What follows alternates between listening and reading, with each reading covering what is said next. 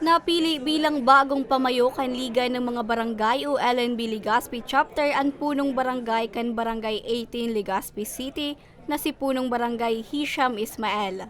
Sa botong 44-26, nirebayan ni Ismael ang kalaban kaini sa pwesto na si punong barangay Ismael Santillan kan Barangay Sabang. Sigun sa opisyal, gagamitin niya ang ipigtaong tiwala sa iya kan mga kapwa niya punong barangay para mas pusog na mga proyekto na dapat maresibi asin mamatean kan mga Legazpenyo.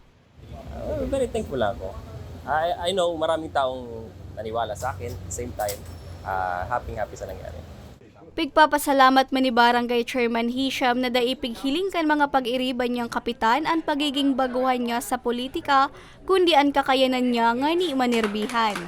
Katulong tayo sa mga request ng ibang barangays like drainage system, concretings, more water supplies, and sa programa rin, parehas pag-distribute ng tupad, ng MAIP sa hospital bills, medical bills, and educational assistance.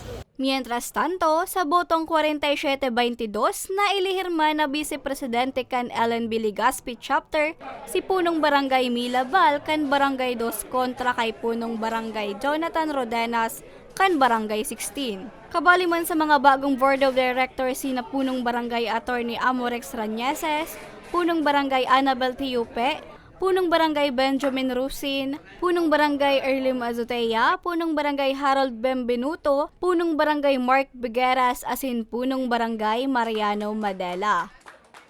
Para sa mga baretang tatak Bicol, Regine Bue.